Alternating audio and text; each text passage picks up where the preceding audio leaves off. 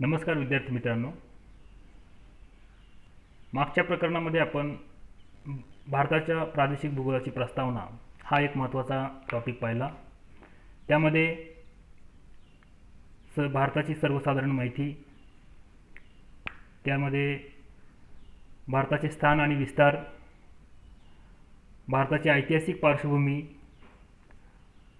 हिंदी महासागराचे भूराजनैतिक महत्त्व या महत्त्वाच्या सब टॉपिकचा आपण अभ्यास केला. या प्रकरणामध्ये आपण भारताची प्राकृतिक रचना याविषयी अभ्यास करणार आहोत. भारताची प्राकृतिक रचना यामध्ये साधारणपणे उत्तरेकडील पर्वतीय प्रदेश, उत्तरेकडील मैदानी प्रदेश, द्वीपकल्पीय पठारी प्रदेश, किनारपट्टीचा मैदानी प्रदेश व सागरी बेटे याविषयी आपण सविस्तर अभ्यास करणार आहोत. बघा, कोणताही देश आपण जर पाहिला तर त्या देशामध्ये प्राकृतिक विविधता आपल्याला आढळते. कुठलीही जमीन ही अगदी एकाच सारखी, एकच पोताची किंवा एकाच उंचीची ही आपल्याला पाहायला भेटत नाही आणि त्याच्यामध्ये उंच सकलपणा असतो. काही अरेबियन राष्ट्र जर आपण सोडली तर त्यामध्ये वाळवंटी प्रदेश हा एकमेव भूरूप आपल्याला त्या ठिकाणी पाहायला मिळतं. आणि परंतु या काही अपवाद जर वगळले तर प्रत्येक देशामध्ये आपण पाहतो की कुठेतरी पर्वतीय प्रदेश आहे, कुठेतरी सपाट असा मैदानी प्रदेश आहे, काही किनारपट्टीच्या लगतचे देश आहेत त्यांना किनारपट्टीचा मैदानी प्रदेश आहे आणि काही सागरी बेटे आपल्याला पाहायला मिळतात.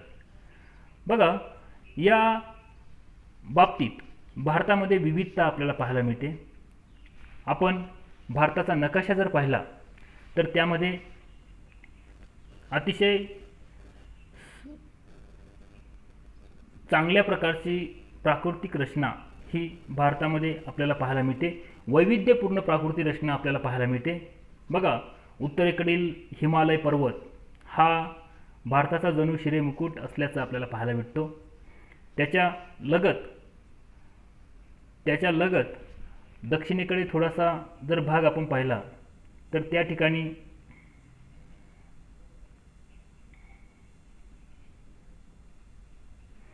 दक्षिणेकडचा भाग जर आपण पाहिला तर हा जो परिसर आहे तर हा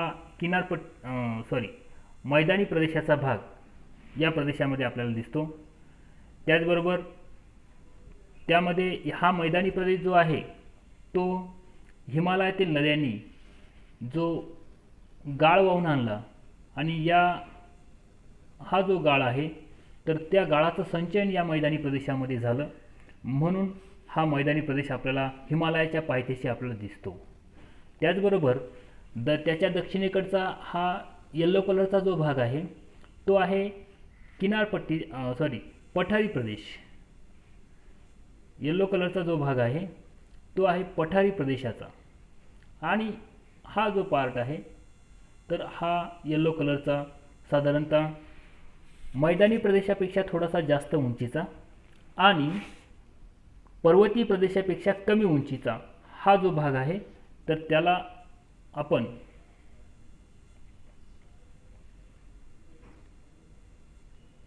मैदानी प्रदेश असं म्हणूया. त्यानंतर त्याच्या आजूबाजूचा जो पार्ट आहे जो किनारपट्टीचा प्रदेश आहे, थोडासा हिरव्या रंगाचा हा जो भाग आहे तर हा जो आहे तो किनारपट्टीचा प्रदेश. साधारणतः या ठिकाणी या बंगालच्या उपसागराला लगत असलेली एक महत्त्वाची किनारपट्टी जो पश्चिम घाट आणि पूर्व घाट यांच्या दरम्यान जो मैदानी प्रदेश आहे तर तो जर आपण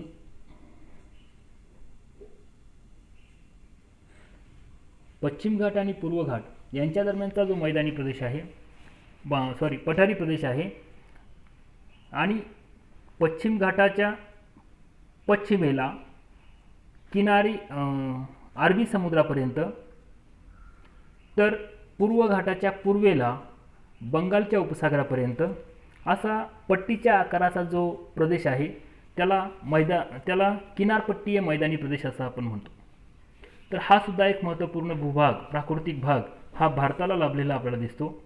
त्याचबरोबर भारताच्या दक्षिणेला अरबी समुद्र आणि अरबी समुद्रामध्ये काही बेटं आहे, ज्याला आपण लक्षद्वीप बेटं असं म्हणतो, आणि बंगालच्या उपसागरामध्ये जी बेटं आहे त्यांना आपण अंदमान निकोबार बेटं असे म्हणतो.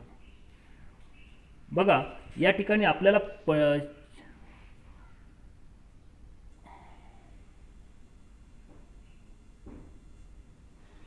साधारणतः हा जो भाग आहे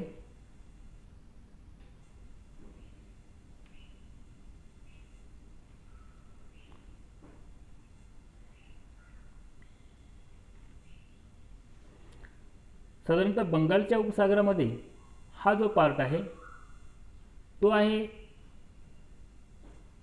अंदमान निकोबार बेटांचा. आणि ही जी बेटं आहे तर या ठिकाणी ब्रह्मा देशातली, म्यानमार देशातली आराकान सियोमा ही पर्वतरांग जी आहे ती दक्षिणेला बंगालच्या उपसागरामध्ये शिरते, आणि त्या बंगालच्या उपसागरामधील आराकान सियोमा पर्वतरांगेची जी शिखरं आहे, जी बेटांच्या स्वरूपाने वरती आलेली आहे, त्याला आपण त्याला आपण अंदमान निकोबार बेटं असे म्हणतो. तर हा सुद्धा एक भारतीय भूमीचा एक महत्त्वाचा भाग असल्याचं आपल्याला दिसतो. आता आपण सर्वप्रथम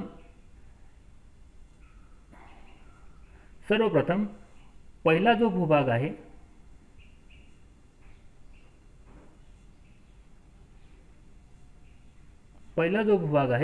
तो आहे उत्तरेकडील पर्वतीय प्रदेश.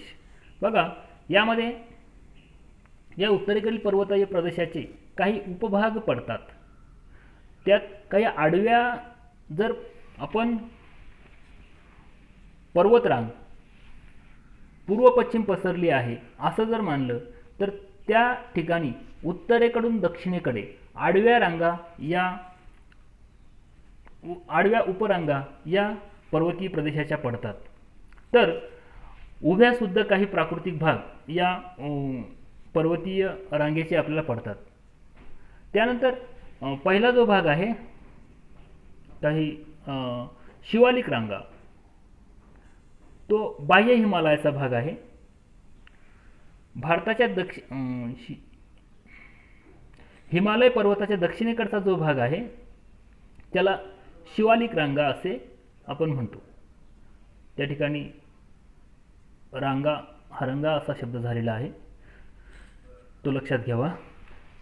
पश्चिमेकडील पेशावर पठारापासून ते पूर्वेस ब्रह्मपुत्रा नदीच्या दरीपर्यंत जवळजवळ 2400 किलोमीटर लांबीचा भाग, तर रुंदी 150 किलोमीटर ही हिमाचल प्रदेशात, तर अरुणाचल प्रदेशामध्ये फक्त 50 किलोमीटर रुंदीचा जो भाग आहे तर हा शिवालिक रांगांचा भाग म्हणून ओळखला जातो.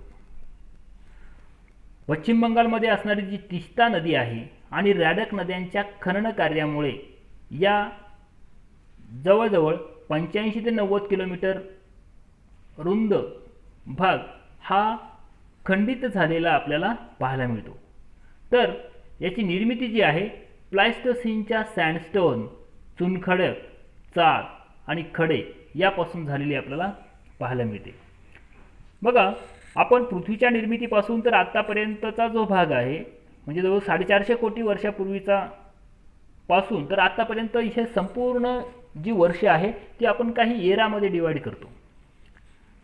मायोसिन हा जो भाग आहे, मायोसिनपासून तर प्लायस्टोसिनपर्यंतचा जो पार्ट आहे यामध्ये निक्षेपणामध्ये वळ्या, भ्रंश पडून हिमालयाच्या शेवटी शिवालिकची निर्मिती झालेली आपल्याला दिसते. बघा हिमालय हा तरुण पर्वत म्हणून ओळखला जातो. सर्वात तरुण, लाखो वर्षापूर्वी निर्माण झालेला हा हिमालय सर्वात तरुण म्हणून ओळखला जातो. याचं कारण असं की हिमालयाची निर्मिती ही जरी लाखो वर्षापूर्वी झाली असली तरीसुद्धा वेगनरच्या खंडवहन सिद्धांतानुसार, जो सिद्धांत 1911 या वर्षी मानला गेला आणि 1920-22ला तो प्रदर्शित झाला, तर या सिद्धांतानुसार हिमालयाची उंची आजही आपल्याला वाढताना दिसते. कारण भारताचा दक्षिणेकडचा जो भाग आहे तर तो पूर्वी गोंडवाना भूमीचा भाग होता आणि नंतर तो पठारी प्रदेश हा जसजसा उत्तरेला सरकत गेला तसतसा उत्तरेकडील जो आशिया खंड आहे तर या आशिया खंड आणि भारतीय भूमी मुख्य भूमी यांच्यामध्ये असणारा जो टेथिस नावाचा समुद्र होता तर या टेथिस नावाच्या समुद्रावर नद्यांनी प्रचंड संचयन कार्य केलं. काही नद्या या उत्तरेकडून आल्या आशियातून आशिया खंडाकडून आणि काही नद्या या भारतीय उपखंडाकडून वाहत गेल्या आणि त्यामुळे या टेथिस समुद्रावर प्रचंड संचयन कार्य झालं. नंतर हा दक्षिणेकडचा भाग हा उत्तरेकडे जातच होता आणि याचा परिणाम असा झाला की या संचयन कार्य झालेल्या गाळाला वळ्या पडल्या, घड्या पडल्या. जसं एखादं पुस्तक आपण दोन्ही हातानं असं दुमटल्यानंतर दाबल्यानंतर जसा त्याचा वरती फुगवटा तयार होतो तशा प्रकारे या ठिकाणी टेथिस समुद्राला वरच्या बाजूने फुगवटा तयार झाला, वरच्या बाजूने वळ्या तयार झाल्या आणि या ठिकाणी हिमालयाची निर्मिती झालेली आपल्याला दिसते.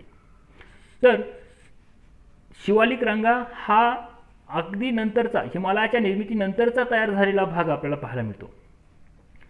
जम्मूमध्ये जम्मू टेकड्या नावाने ह्या टेकड्या ओळखल्या जातात. उत्तराखंडमध्ये दहांग रांग, दुधवा रांग या नावाने ओळखल्या जातात. नेपाळमध्ये युरिया घाट टेकड्या, तर अरुणाचल प्रदेशामध्ये जफला, भिरी, अबोर, मिशी टेकड्या अशा नावाने या टेकड्या ओळखल्या जातात.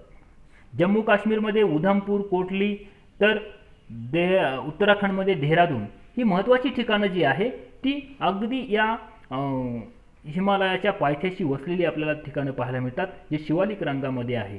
साधारणतः 1500 मीटरपर्यंत उंची या शिवालिक रांगांची आपल्याला पाहायला मिळते. पंजाब, हिमाचल प्रदेश यामध्ये च्याच प्रवासाने विच्छेदित झालेला भाग आपल्याला पाहायला मिळतो. बघा, हा आहे उत्तर भारताचा नकाशा. या ठिकाणी बघा ही पामीरची गाठ जी आहे उत्तरेला, पामीरची गाठ जी आहे ती उत्तरेला, भारताच्या अगदी उत्तरेला की या ठिकाणापासून हिमालय पर्वत भारताकडे आला, हिंदकुश पर्वत पाकिस्तानकडे गेला किंवा कुनलूर रांग जी आहे तसेच सुलेमान श्रेणी जी आहे तर या गाठीपासून इकडे तिकडे गेलेले आपल्याला पाहायला मिळतात. तर हा सुद्धा एक महत्त्वाचा भाग आपल्याला दिसतो. त्यानंतर शिवालिक रांगा बघा, या दक्षिणेकडचा जो भाग आहे तो शिवालिक रांगांचा. त्यानंतर लेसर हिमालय, शिवालिक रांगांच्या उत्तरेकडचा भाग, ज्याला मध्य हिमालय सुद्धा म्हटलं जातं आणि ज्याला हिमाचल असं सुद्धा म्हटलं जातं.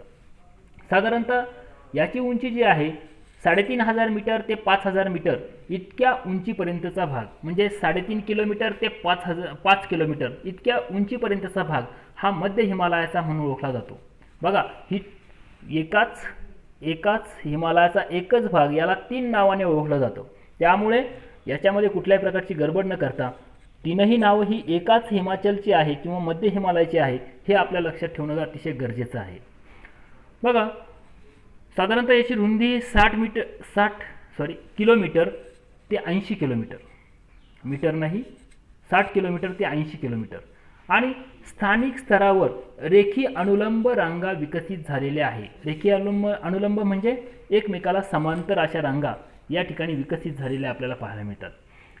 अजीवाश्म अवसाद किंवा रूपांतरित स्फटिकांनी या हिमालयाची निर्मिती झालेली आपल्याला दिसते. त्यात स्लेट, चुनखडक, क्वार्ट्झाइट खडक आहे. काश्मीरमध्ये मुरी आणि पंजाल, सिमला आणि पंजाबमध्ये सिमला गिरी प्रणोद, गढवाल मास बाउंड्री प्रणोद आणि मुख्य सरहद्द प्रणोद. प्रणोद म्हणजे दुसरं तिसरं काही नसून एक असा अखंडित असा असलेला भाग, याला आपण या नावाने ओळखतो. बघा, या ठिकाणी काही महत्त्वाच्या रांगा आहे. या मध्य हिमालयाच्या काही महत्त्वाच्या रांगा आपल्याला पाहायला मिळतात. पीर पंजाल, धवलधार, मसुरी, उत्तराखंडमध्ये असलेलं मसुरी, महाभारत लेक रांग, तर या महत्त्वाच्या रांगा आपल्याला पाहायला मिळतात. काही महत्त्वाच्या दऱ्या आहे. बघा, काश्मीर व्हॅली ही एक महत्त्वाची व्हॅली या हिमालयाचा भाग आहे. काश्मीर व्हॅली समृद्ध व्हॅली म्हणून ओळखली जाते. कांग्रा दरी, कुलू दरी, कुलू मनाली हे थंड हवेचं ठिकाण याच परिसरामध्ये आहे. काठमांडू दरी जी नेपाळमध्ये आहे. तर या महत्त्वाच्या दऱ्या आपल्याला पाहायला मिळतात. महत्त्वाच्या खिंडी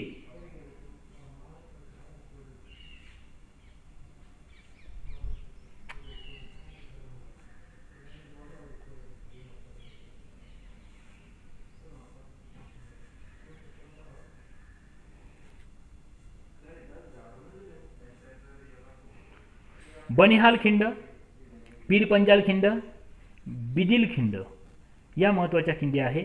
तर सिमला, मसुरी, रानीखेत, नैनिताल, दार्जिलिंग, अल्मोडा ही महत्त्वाची थंड हवेची ठिकाणे या परिसरात असल्याचे आपल्याला पाहायला मिळतात. बघा, हिमालयातील थंड हवेची ठिकाणे बराचसा हिमालयातील राज्यांचा जो व्यापार आहे किंवा आर्थिक उत्पादन जे आहे ते टुरिझमवर अवलंबून असल्याचं आपल्याला दिसतं. सिक्कीम नावाचा जो राज्य आहे तर ह्या राज्याचा 80% जास्त टुरिझमवर उत्पादन अवलंबून असल्याचं दिसतं.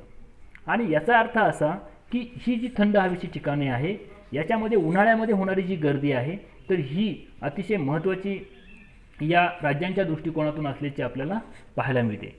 त्यानंतर बृहद हिमालय, हिमाद्री. बघा, आता हिमालयाच्या उंचीनुसार हा बृहद हिमालयाचा जो भाग आहे हा सर्वात उंच असलेला भाग आपल्याला दिसतो.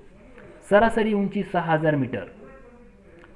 स्फटिक, अग्निजन्य व रूपांतरित खडकापासून ग्रॅनाइट, स्लीट, नैस यामुळे हा भाग तयार झालेला आपल्याला पाहायला मिळतो. याची रुंदी 120 ते 190 किलोमीटरपर्यंत आहे आणि वर्षभर बर्फाच्छादित असणारी शिखरे या हिमालयामध्ये असल्याचे आपल्याला दिसतात. बघा, जगातील सर्वात जास्त उंचीची शिखरे या हिमालयामध्ये आहे. 8000 शिखरांचा मध्य हिमालय किंवा बृहद हिमालय म्हणून ओळखला जातो. जगातील 8000 शिखरे कोणत्या पर्वतरांगेमध्ये आढळतात तर ती हिमालयामध्ये आढळतात. 8000 म्हणजे 8000 मीटरपेक्षा जास्त उंचीची शिखरे जी जगात कोठेच आढळत नाही ती सर्वच्या सर्व शिखरे या हिमालयामध्ये आढळतात. उंचीनुसार उतरता क्रम या शिखरांचा या ठिकाणी आहे. Mount Everest, Kanchanganga. माउंट एव्हरेस्टची उंची 8848 मीटर. सध्याच्या सर्वेक्षणानुसार ती 8852 मीटरपर्यंत उंची असल्याचे आढळते. परंतु अधिकृतरित्या आपण 8048 मीटर ही उंची आपण ग्राह्य धरलेली आहे.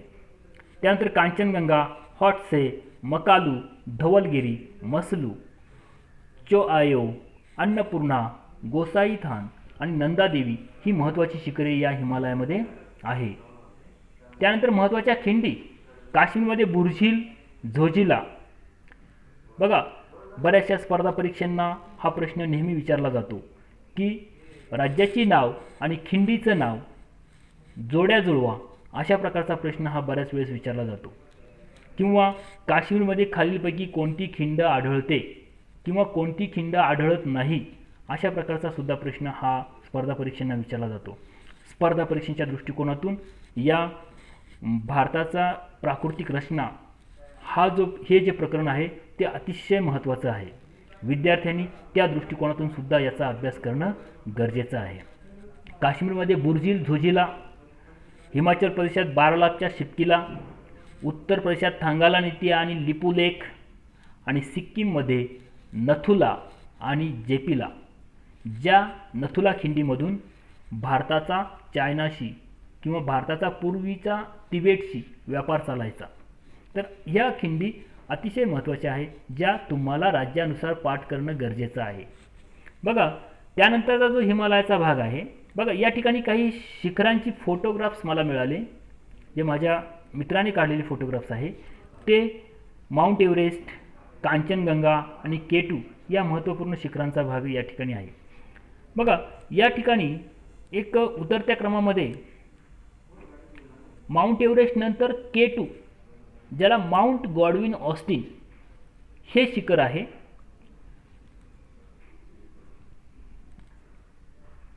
माउंट एव्हरेस्ट नंतर दुसऱ्या क्रमांकाचं, ज्याची उंची 8611 किलोमीटर 611 मीटर आहे. तर या मध्य बृहद हिमालयामध्ये याचा पार्ट नसल्यामुळे ते या ठिकाणी आलं नाही. पुढचा हिमालयाचा जो पार्ट आहे त्यामध्ये हे शिखर आहे. आणि भारतातील सर्वात उंच शिखर जे आहे ते K2. Trans Himalaya, Krishnagiri Trans Himalaya वर्षभर बर्फाच्छादित असलेला भाग, 1000 किलोमीटर लांबी, 40 ते 225 किलोमीटर रुंदी आणि उंची साधारणतः 3000 मीटरपेक्षा जास्त असा हा एक महत्त्वपूर्ण हिमालयाचा जो चायनाच्या बाजूचा भाग आहे याला ट्रान्स हिमालय म्हणून ओळखलं जातं. महत्त्वाच्या रांगा यामध्ये आहे काराकोरम, लडाख, भास्कर, कैलास. या रांगासुद्धा अतिशय महत्त्वाच्या आपल्याला पाहायला मिळतात. बघा, काश्मीरमध्ये ह्या ज्या रांगा आहे, महत्त्वाच्या रांगा ज्या एकमेकाला समांतर आहे, त्यांचा उत्तरेकडून दक्षिणेकडे किंवा दक्षिणेकडून उत्तरेकडे क्रम लावा असा सुद्धा एक महत्त्वाचा प्रश्न हा स्पर्धा परीक्षांना विचारला जातो. त्यामध्ये पहिली रांग आहे काराकोरम उत्तरेकडची. बघा, त्याच्याही उत्तरेला कुनुलुलू नावाची एक रांग आहे, तर ती सुद्धा महत्त्वाची आहे. त्याच्या दक्षिणेला काराकोरम, नंतर लडाख, नंतर झास्कर, नंतर पीर पंजाल अशा प्रकारच्या रांगांचा हा क्रम आहे. या ठिकाणी क्रमाने कोणतीही रांग नाही, फक्त महत्त्वाच्या रांगा त्या ठिकाणी दिलेल्या आहे. महत्त्वाची शिखरे Mount Godwin Austen, Hidden, Broad, Gasherbrum ही महत्त्वाची शिखरे या ठिकाणी आहे. आणि सियाचीन नावाची हिमनदी या प्रदेशामधून वाहते, जी उत्तर काश्मीरमध्ये आहे. जवळजवळ 72 किलोमीटर लांबी या हिमनदीची आपल्याला पाहायला मिळते. आणि साधारणतः सियाचीनचा मुद्दा आपण पाहतो की भारत, चायना, अक्साई चीनचा जो भाग आहे यांच्यातला जिओपॉलिटिक्सचा एक महत्त्वाचा पार्ट या ठिकाणी आहे. आणि हा एक धगधगता मुद्दा आपल्याला पाहायला मिळतो की ज्या ठिकाणी चायनाने अनधिकृतरित्या अतिक्रमण केल्याचं आपल्याला पाहायला मिळतं. बघा, हे झाले हिमालयाच्या आडव्या रांगा. हिमालयाच्या काही उभ्या रांगा आपल्याला पाहायला मिळतात. उभ्या रांगा नाही, उभे प्रादेशिक भाग आपल्याला पाहायला मिळतील. जसा पश्चिम हिमालय जो जम्मू काश्मीरमध्ये, उत्तराखंडमध्ये आहे, त्याचे काही उपभाग आहे. काश्मीर हिमालय, दक्षिण काश्मीर हिमालय, पंजाब हिमालय आणि कुमाऊ हिमालय. नक्कीच त्या राज्यांवरून ही नावं आहे. काश्मीर हिमालय काश्मीरमध्ये, दक्षिण काश्मीर हिमालयसुद्धा जम्मू काश्मीरमध्येच, पंजाब हिमालय पंजाब हिमाचलमध्ये, कुमाऊ हिमालय हा उत्तराखंडमध्ये असल्याचं आपल्याला दिसून येतो. महत्त्वाची शिखरे या हिमालयात किंवा जम्मू काश्मीरमध्ये असलेली नंगा पर्वत, Nanda Devi, mount Godwin Austin, त्रिशूल ही महत्त्वाची शिखरे आपल्याला या पश्चिम हिमालयामध्ये दिसतात. नंगा पर्वत नावातच आपल्याला पाहायला मिळतं की या ठिकाणी निर्जन असा भाग आहे, वृक्षसुद्धा या ठिकाणी उगत नाही. अशा प्रकारचा हा पर्वताचा भाग हा या पश्चिम हिमालयामधले एक महत्त्वाचा शिखर आपल्याला पाहायला मिळतं. मध्य हिमालय, नेपाळ, त्यालाच नेपाळ हिमालय असं ओळखलं जातं. त्याच्यामधली काही महत्त्वाची शिखरे माउंट एव्हरेस्ट, धवलगिरी, कांचनगंगा, गौरीशंकर, मकालू आणि अन्नपूर्णा. त्यानंतर पूर्व हिमालय जो 7 सिस्टरचा जो पार्ट आहे, तर या पार्टमधला असलेला जो हिमालय आहे त्याला पूर्व हिमालय असं म्हटलं जातं. दार्जिलिंग थंड हवेचं ठिकाण आहे. सिक्कीममधला सिक्कीम हिमालय, आसाममधला आसाम हिमालय आणि त्याच्या काही रांगा इतर राज्यामध्ये ज्या गेल्या त्याला पूर्वांचल असं म्हटलं जातं. यामध्ये काही महत्त्वाच्या टेकड्या आहे. गारो, खासी, जैतिया, पतकोई, नागा, मिकीर या महत्त्वाच्या टेकड्या. या टेकड्यांच्या नावानेच काही जमातीसुद्धा त्या ठिकाणी आपल्याला पाहायला मिळतात.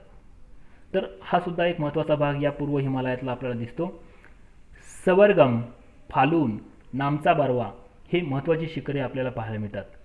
पूर्व हिमालयातील नामचा बारवा हे सर्वात उंच शिखर आपल्याला पाहायला मिळतं. बघा, एकंदरीत हे सर्व हिमालयाचे आपण उपभाग पाहिले, काही महत्त्वाचे शिखरं पाहिले, काही महत्त्वाच्या रांगा पाहिल्या. काही महत्त्वाच्या खिंडी आपण पाहिल्या. तर या हिमालयाचे भारतासाठी नक्की काय फायदे आहे हे सुद्धा आपल्याला माहिती असणं अतिशय गरजेचं आहे. किंवा बरेचसे फायदे आपल्याला माहितीसुद्धा आहे. जसं दक्षिणेकडून येणारा मान्सून हा हिमालयामुळे अडवला जातो आणि यामुळे भारतामध्ये चांगल्या प्रकारचा मान्सून बरसतो. तर हा एक महत्त्वपूर्ण फायदा या हिमालयामुळे भारताला होतो. हिमालयामध्ये भरपूर अशी खनिज संपत्ती आहे, भरपूर अशी वनसंपत्ती आहे. तर या संपदेचा फायदासुद्धा भारतासाठी होतो. आयुर्वेदाचा जो जन्म झाला किंवा याचा जो महत्त्वाचा भाग आहे, जे वृक्ष आयुर्वेदिक वृक्ष जे आहे ती सुद्धा हिमालयात अशी जे अतिशय संख्येने कमी असलेली महत्त्वपूर्ण इलाजावर चालणारी वृक्ष या ठिकाणी आपल्याला पाहायला मिळतात. तर हे सुद्धा महत्त्वाचा भाग आहे. हिमालयामध्ये उगम पावणाऱ्या नद्या ज्या आहेत तर ह्या बारमाही वाहणाऱ्या नद्या आहे आणि म्हणून त्यांचा भारताच्या दृष्टीने अतिशय महत्त्वपूर्ण उपयोग होतो. गंगा, सिंधू या नद्यांचा उगम, ब्रह्मपुत्रा या प्रमुख नद्यांचा उगम हिमालयामध्ये होतो आणि वर्षभर पाणीपुरवठा ह्या दक्षिण भारतासाठी करतात. त्यांचा डायरेक्ट फायदा भारतासाठी होतो. जेणेकरून पाटाने प्लॅन्टेशन आपल्याला करता येतं किंवा जलसिंचनाच्या सुविधा ज्या आहे तर त्या चांगल्या पद्धतीने या ठिकाणी विकसित झालेल्या आपल्याला पाहायला मिळतात. हा झाला पाण्याचा फायदा. परंतु गाळ जो भारताच्या मैदानी प्रदेशामध्ये साठवलेला जो गाळ आहे तर हा गाळ तर अतिशय सुपीक आणि समृद्ध आहे. यामध्ये येणारी जी पिकं आहे तर यांना ही अतिशय कसदार जमीन असल्यामुळे कमी पाण्यामध्ये ही शेती आपल्याला करता येते किंवा याला जास्त पाण्याची आवश्यकता नाही. गहू, तांदूळ किंवा ऊस यासारखी महत्त्वाची पिकं या भागामध्ये घेतली जातात. हा सुद्धा हिमालयाचा फायदा आपल्याला पाहायला मिळतो. पर्यटनाच्या दृष्टिकोनातून सुद्धा अतिशय महत्त्वाचा भाग आहे. हिमालयातील थंड हवेची ठिकाणे असतील तर या ठिकाणी उन्हाळ्यामध्ये भरपूर दक्षिण भारतातून लोक हिमालयामध्ये जातात आणि त्या ठिकाणी दिवसेंदिवस त्या ठिकाणी थांबतात आणि पर्यटन व्यवसाय हा हिमालयातील राज्यामध्ये किंवा उत्तरेकडील राज्यामध्ये विकसित झालेला आपल्याला पाहायला मिळतो. त्याचबरोबर काही महत्त्वाची धार्मिक ठिकाणंसुद्धा या ठिकाणी आहे. जसं बद्रीनाथ, केदारनाथ, हरिद्वार, त्यानंतर वैष्णवदेवी यासारखी ठिकाणं जी आहे तर ही सुद्धा या हिमालयात असल्यामुळे पर्यटकांना एक महत्त्वाच्या पर्यटनासाठी आवश्यक अशी केंद्र त्या ठिकाणी विकसित झालेली आपल्याला पाहायला मिळतात. अजून एक अतिशय महत्त्वाचा फायदा जो हिमालयाचा आहे, जे उत्तरेकडून येणाऱ्या शीतलहरी ज्या हिमालयामुळे अडवल्या जातात आणि त्या डायरेक्ट भारतामध्ये प्रवेश करू शकत नाही. फक्त वायव्येकडचा तो भाग आहे, भारताच्या वायव्येकडचा भाग जो पाकिस्तानचा भाग आहे तर या भागातून काही अरेबियन राष्ट्रांकडून किंवा युरोपियन राष्ट्रांकडून काही शीतलहरी भारतामध्ये येतात, परंतु डायरेक्ट उत्तरेकडून शीतलहरी येऊ शकत नाही. तसेच राजकीयदृष्ट्या हिमालय हा भारताचा एक संरक्षक भिंत आहे. चायनाने जरी भिंत बांधली असेल, कृत्रिम भिंत, परंतु याच चायनापासून संरक्षण होण्यासाठी हिमालय या ठिकाणी महत्त्वाचा अडसर तयार झालेला आपल्याला पाहायला मिळतो आणि एक संरक्षणाचं काम हा हिमालय करताना आपल्याला दिसतो. तर एकंदरीत एवढे सर्व जर फायदे आपण पाहिले तर हिमालय पर्वत भारताच्या दृष्टिकोनातून अतिशय महत्त्वाचा पर्वत आपल्याला सांगता येतो. या ठिकाणची जे व्यवसाय आहे, उद्योग आहे हे सुद्धा अतिशय महत्त्वाचे आहे. खनिज संपत्ती ही सुद्धा अतिशय महत्त्वाची आहे. संरक्षणाच्या दृष्टिकोनातून हिमालय महत्त्वाचा आहे. हवामानाच्या दृष्टिकोनातून, मान्सूनच्या दृष्टिकोनातून हिमालय महत्त्वाचा आहे. एकंदरीत आजच्या या टॉपिकमध्ये आपण उत्तरेकडील पर्वतीय प्रदेश याचा सविस्तर आपण अभ्यास केला आणि पुढच्या टॉपिकमध्ये आपण उत्तरेकडील मैदानी प्रदेश हा टॉपिक आपण पाहणार आहोत. धन्यवाद. थँक्यू.